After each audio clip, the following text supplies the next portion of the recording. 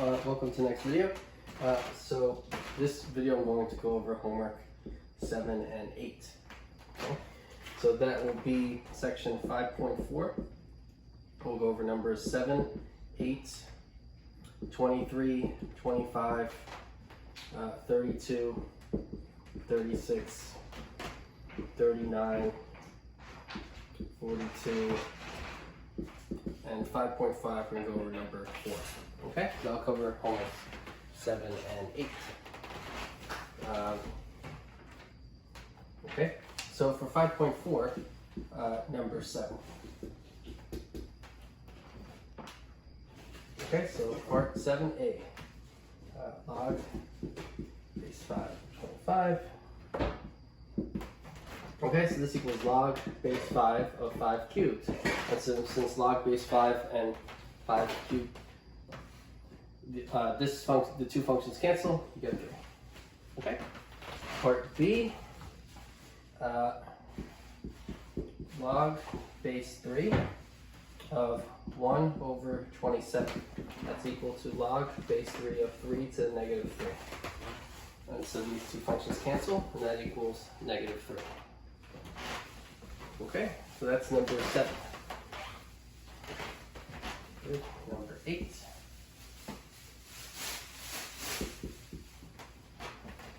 Number 8a, log base 10 of the square root of 10. This is equal to log base 10 of 10 to the 1/2 power. The two functions cancel, and that equals 1/2. And 8b is log base 8, 320 minus log base 8 of 5. This is equal to log base 8 of 320 over 5 by the second law of logarithms. And that's equal to log base 8. 320 over 5 is 64. And so this is equal to log base 8 of 8 squared. And the two functions cancel, and that's equal to 2. Okay?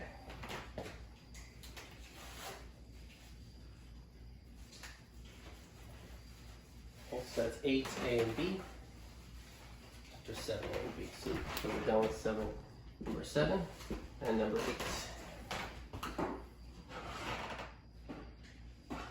Okay, continue.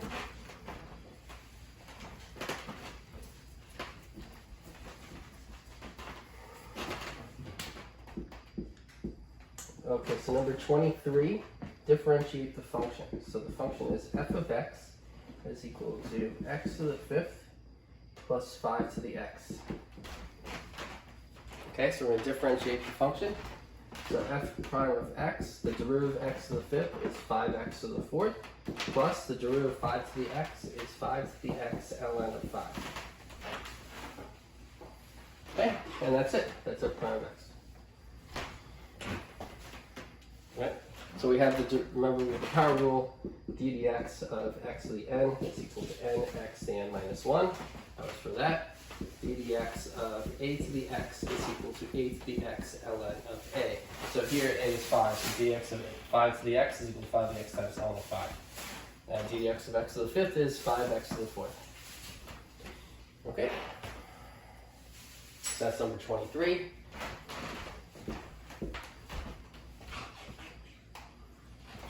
Next one. Number 25. Differentiate the function.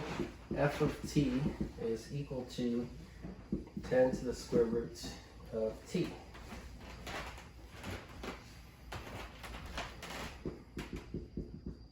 So f prime of t is equal to now the derivative of 10. So you get 10 to the square root of t times the derivative. So the derivative of, so you get, this is times ln of 10 times the d dt of the square root of t, which is t to the 1/2. That's the reason for that is first d dt using t instead of x of a of, let's use 10 to the f of t. Instead of f of t, let's use g of t is equal to 10 to g of t times ln of 10 times g prime of t. And so here is multiplied by the derivative of t to the 1/2. And so this is equal to 10 to the square root of t times ln of 10 times 1/2 t to the negative 1/2. And that is the derivative f prime.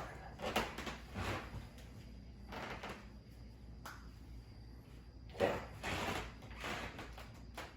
In general, if you have d dt of a to the t, that's equal to a to the t ln of a. Combined with the chain rule, d dt of a to the u is equal to a to the u ln of a times the u dx. And so here the u is the square root of t. So the derivative of 10 to the square root of t is 10 to the square root of t times ln of 10 times the derivative of ln of the square root of t. But here we're using t as dt. Okay, so we get that as our answer. So that's the answer to number 25. Okay, next is number 32.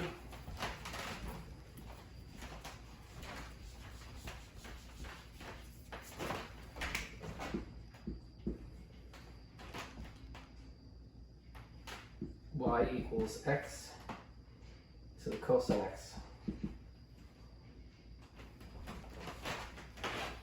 Okay, so take ln of both sides. So ln y equals the ln of x to the cosine x, which equals cosine x ln of x.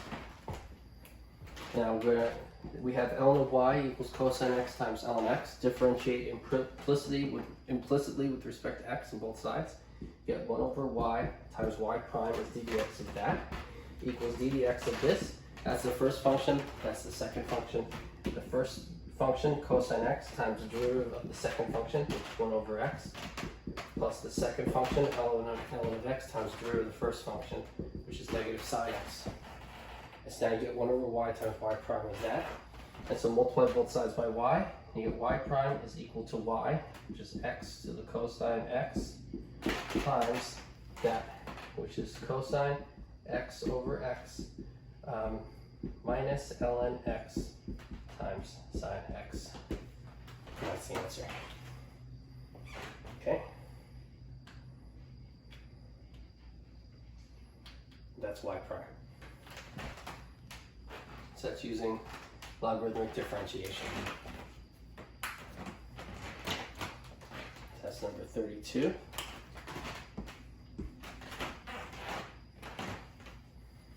Okay, so next is number 36.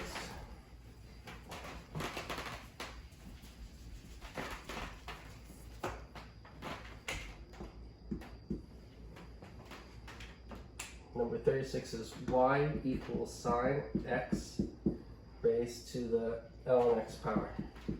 Okay, and so the goal is to differentiate this function, find y prime. So first we take ln of both sides. We're doing logarithmic differentiation. Okay, and so that's ln of y equals ln of sine x to the ln x. You move ln x to the front using the third law of logarithms. And you get ln of x times ln of sine x. And so now we have ln of y is equal to ln of x times ln of sine x. Differentiate both sides implicitly with respect to x. You get the left side is 1 over y times y prime is equal to the derivative of this. First function ln x, second function ln sine x. So it's the first function ln x times the derivative of the second function, which is 1 over sine x times the derivative of sine x, which is cosine x. First times derivative of second, plus the second function times the derivative of the first function.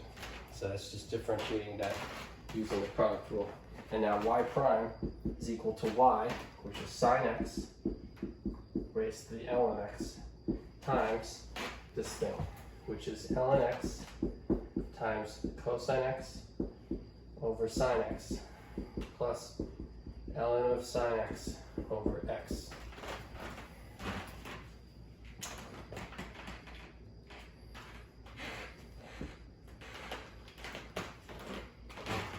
Okay, so for 36, y prime is equal to that. Because that's y prime. Let me box it so I know what the answer is. That's y prime. Okay, that's the answer. Okay, that's number 36. And so the next problem is number 39.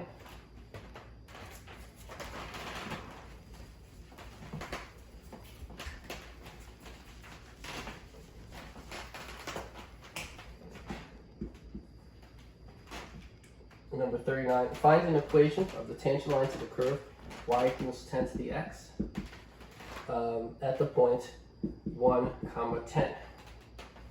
Okay, so to find the tangent line at this point, again, if you have a point in the line and the slope of the tangent line, then you have the equation, right? So we just need the slope of the tangent line at x equals 1. So the goal is find y prime of 1. Find the slope of the tangent line to that graph at x equals 1. That will give you the slope of the tangent line along with the point of the tangent line, and we'll use the equation y minus y1 equals m times x minus x1. We'll plug in x1, y1, and m, and we'll have the equation of the tangent line. Let's find y prime of 1.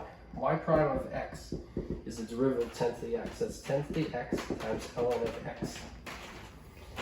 And plug in x equals 1. So y prime of 1 is equal to 10 to the first times ln of 1. Well, 10 to the first is 10 times ln of 1, which is 0. 10 times 0 is 0. So y prime of 1 is 0, and 0 is this, and y prime of 1 is the slope. So the slope is 0. The point x1, y1 is the point 1, 10. And so for this equation, we have y minus y1, which is 10, equals m, which is 0, times x minus 1. And so that means y minus 10 is 0. So the equation is y equals 10. That's the equation. Which makes sense because the tangent line has slope 0. It's a horizontal line. So the tangent line is a horizontal line that goes through the point 1, 10. So it's a horizontal line that goes to the point 1, 10. And so it's the line y equals 10. Okay? And so that's number 39. Okay?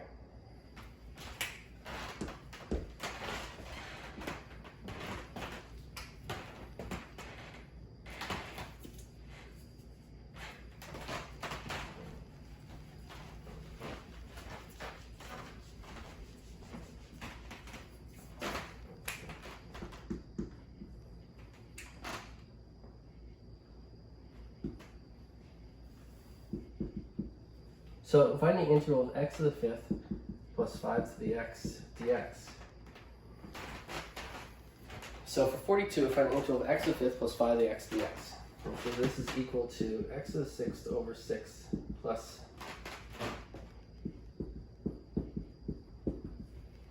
Okay, so you just get that. An antiderivative of x to the 5th is x to the 6th over 6, and the antiderivative of 5 to the x is 5 to the x over ln of 5, and you add plus c. So that's the most general antiderivative of x to the 5th plus 5 dx. Right, it's a general formula. Again, you have the integral of x to the n dx is equal to x to the n plus 1 over x to the over n plus 1 plus c. And this is if n does not equal 0. But if n does not equal negative 1.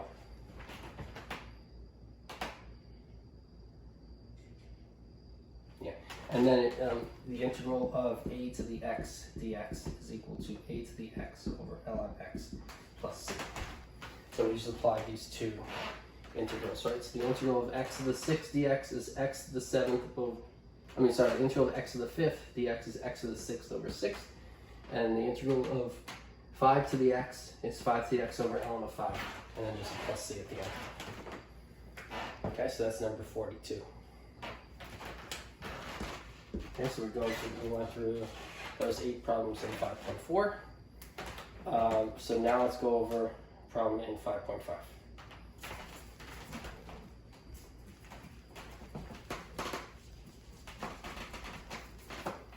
Okay, so for 5.5, let's look at number 4.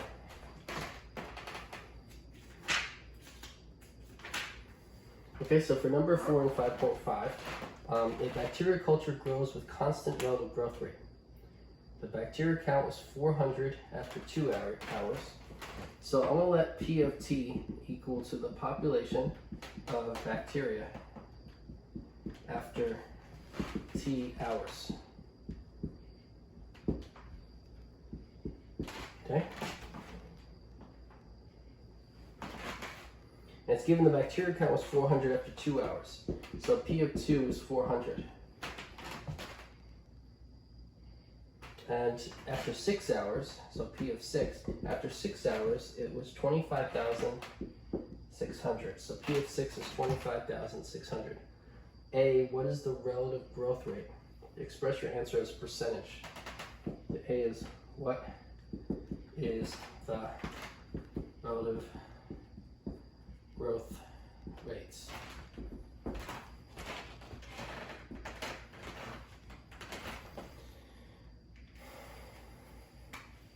Okay, so what's the relative growth rate? So,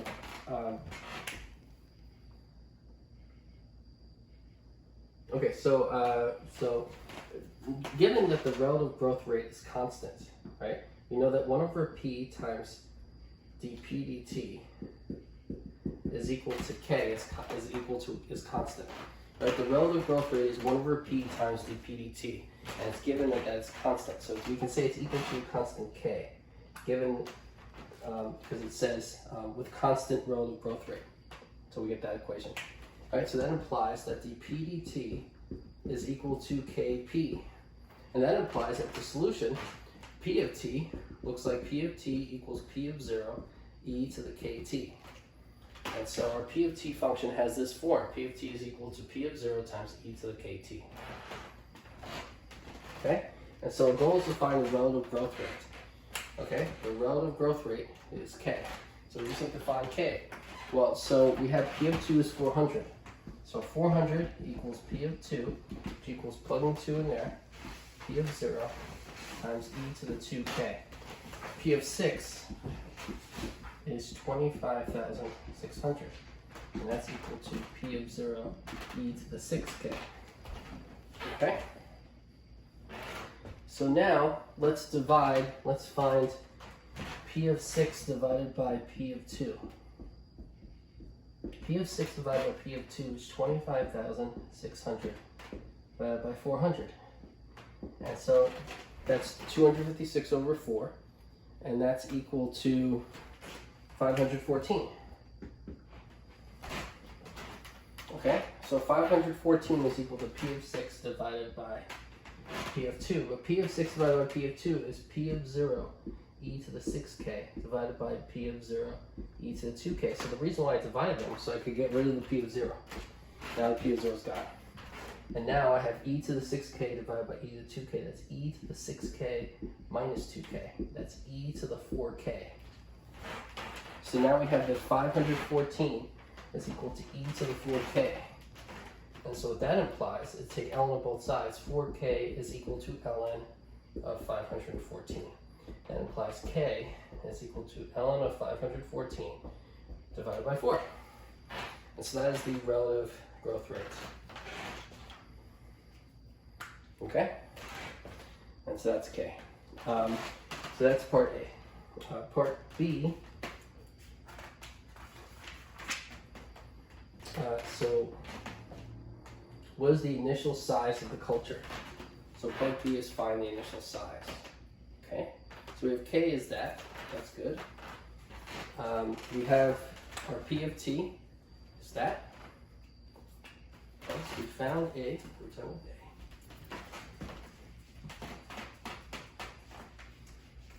It's 514. Good. Good. Okay, good. So for part B, what is the initial size? So we need to find P of 0. So find P of 0, the initial size. So P of T is equal to P of 0 e to the k, which is ln of 514 divided by 4 times t. And so let's plug in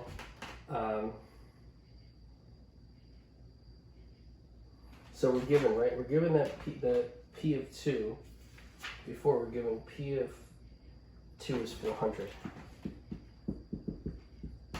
Okay, so P of 2, which is 400, is equal to P of 0, e to ln of 514 divided by 4 times 2. Okay, so you just solve for P of 0. So P of 0 then is, solving for P of 0. So P of 0 is equal to 400 e to the negative ln of 514 over 2. Solving for P of 0.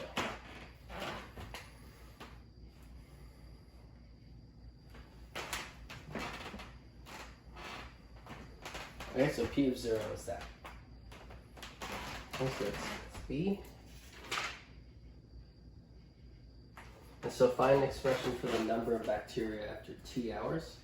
And so C is just, we pretty much got that. And so P of T is equal to P of 0, which is that, 400 e to the negative ln of 514 over 2, times e to the k, which is ln of 514 over 4 t. Okay, that's the exact answer. And this is the exponent of e, that's the exponent of t.